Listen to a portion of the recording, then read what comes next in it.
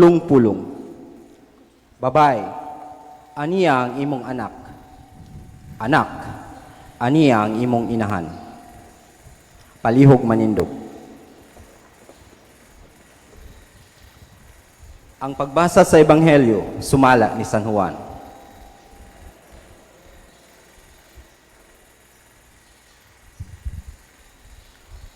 Duol sa krus ni Jesus, nagbarug ang iyang inahan. Ug igsuon sa iyang inahan, si Maria, asawa ni Cleopas, ug si Maria Magdalena. Sa pagkakita ni Jesus sa iyang inahan, ug sa iyang tinun-an nga gimahal, nga nagbarug didto, miingon siya sa iyang inahan, Babay, aniya ang imong anak. Ug miingon siya sa iyang tinun-an, Anak, aniya ang imong inahan. Ug sukad ni adto, gipatipon si Maria pagpuyo sa tinun-an. Ang Ebanghelyo sa Ginoo. Ikaw ikaw, O Kristo. Palihog manglingkod. Pamalandong. Niining kalibutana, ang kasakit ug kalisod, usa ka realidad nga dili nato ikalimod. Diha sa santos nga Ebanghelyo, atong makita ang usa ka talan-awon nga puno sa kasakit ug kalisod. Usa ka anak nga nagbitay dito sa kahoy nga krus, puno sa mga samad. Ug usa ka inahan nga nagtan-aw sa iyang anak nga nagantos, nga gabitay sa krus. Ang kasakit ug kalisod, apil og lakip na sa kinabuhing tawhanon. Apan wala kini nagpasabot nga nagmaya ang Ginoo nga nagtan-aw kung kita nagantos. Wala kini nagpasabot nga gituyo sa Ginoo ug mugna ang tawo aron magantos. Nahimo lamang kining parte ang kasakit ug kalisod sa atong kinabuhi. Tungod kay ang kalibutan nga minugna sa Dios mahimong hingpit. Matud pa ni San Agustin, kay ang makagagahom nga Dios tungod kay siya labing maayo, dili gayud motugot nga adunay bisan usang kadautan sa iyang mga binuhat, kundili siya moingon kagamhanan ug kamaayo. Kining maong mga kasakit ug kalisod na sinati mismo sa atong Ginoong Hesus, dili lamang sa panahon nga siya naghingutas sa ibabaw sa cross, kundili usab didto sa iyang adlaw-adlaw nga pakigbisog sa tawhanon niyang kinabuhi. Nibati siya mismo sa mga kapait ug kapitos ni ining kalibutana. Nasayod usad siya labi na gayud sa kabugat ang mga kalisod kung kita mag-inusara diha sa atong mga pag-antos. Maoy hinungdan nga kanunay siyang magpakabana sa atong mga kasakit ug kalisod. Ilabi na ni adtong higayon nga nakita niya ang iyang inahan nga nagbarug sa ilawom sa cross. Wala siya makapugong sa paglitok. Babay, aniya ang imong anak. Ug miingon siya sa iyang tinun-an, Anak, aniya ang imong inahan.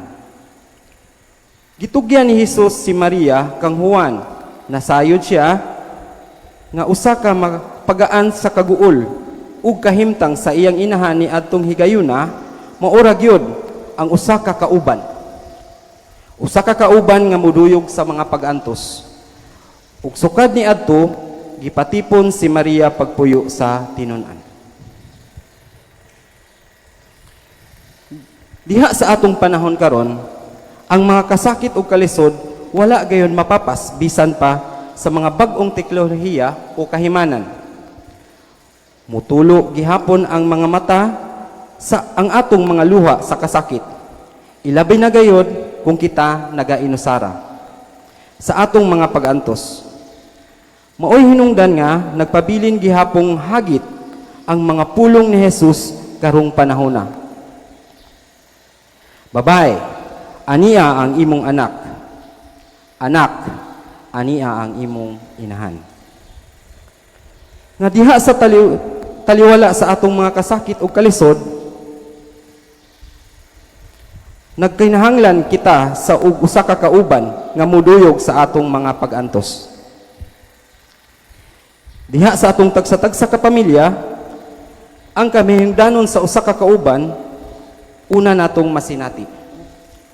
Ang mga ginikanan maoy tinugyan, isip unang kauban sa ilang mga anak.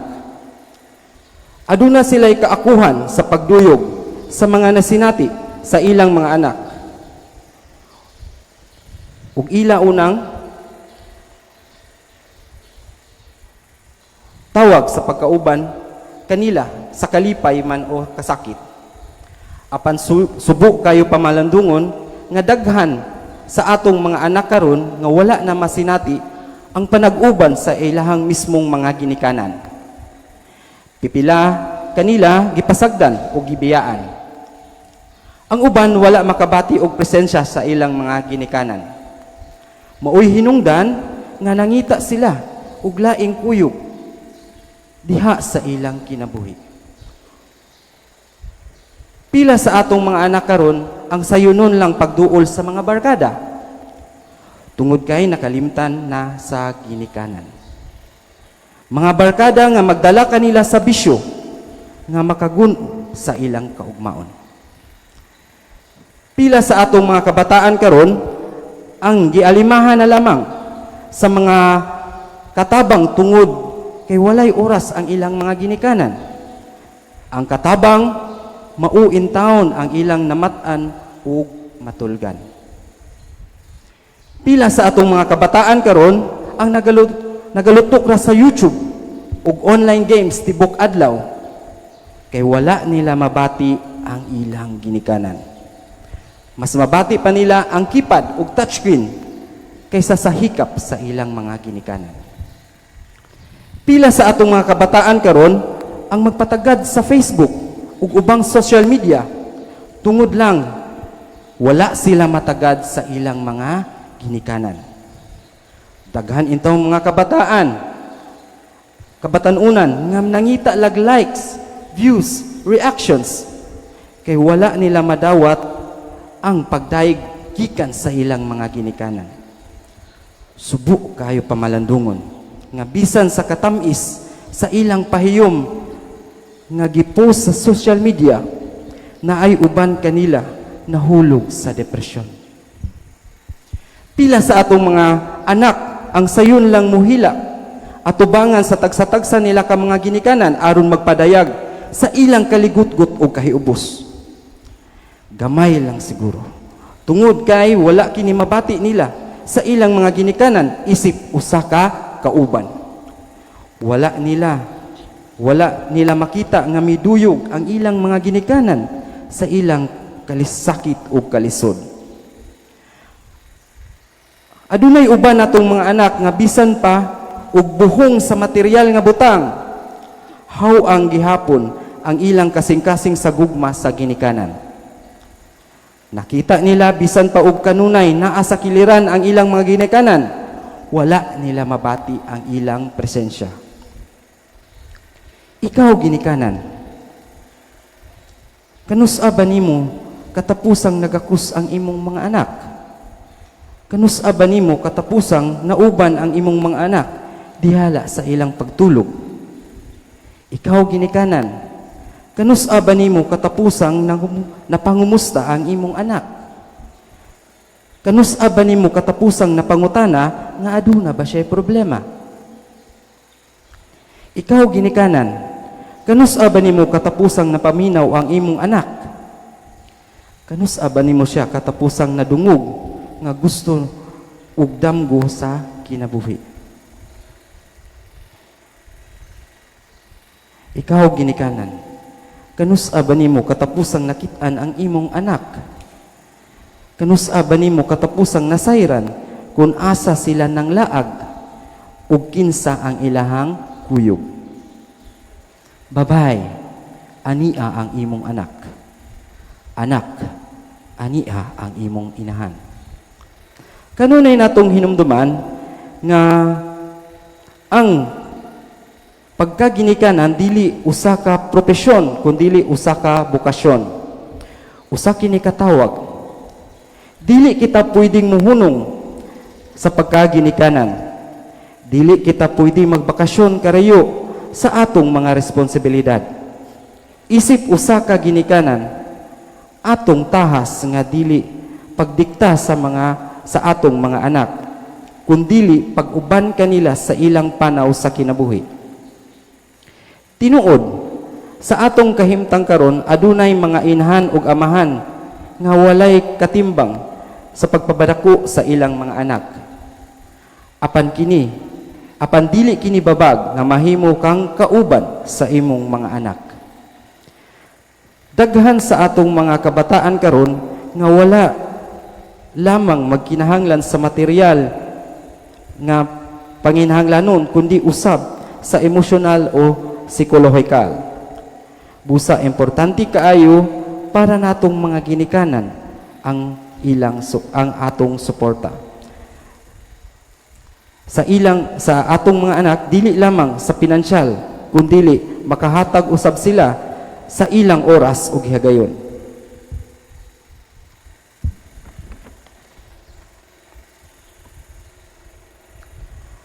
Ang pagmugna sa ginikanan dili gayud mapulihan. Maoy hinungdan nga ang tawag ni Jesus magpabilin. Babay, ania ang imong anak. Anak, ania ang imong inahan. Palihog manindog. Katilibanong pagampo. Walay sukod ang gugma sa Dios alang sa iyang katawhan. Masaligon nga kanunay mga mas si Maria ang atong inahan alang kanato.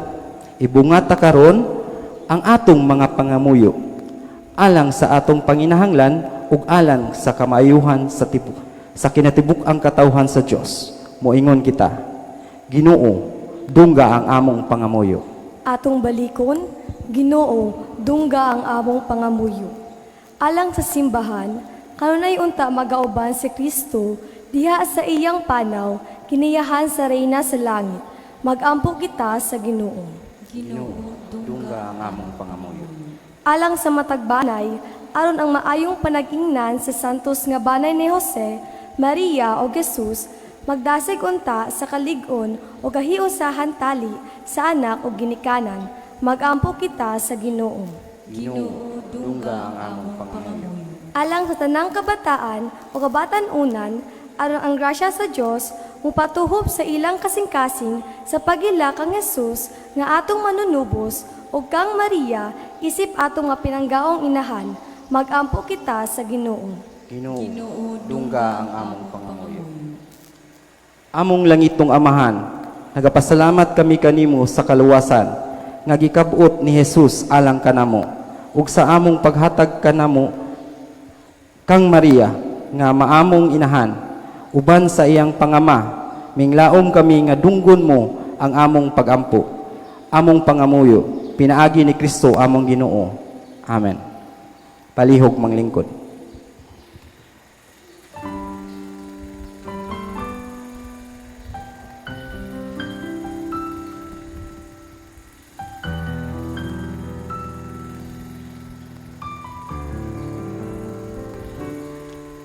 May hihigit pa ba sa isang katulad mo, inang pagmahal na totoo?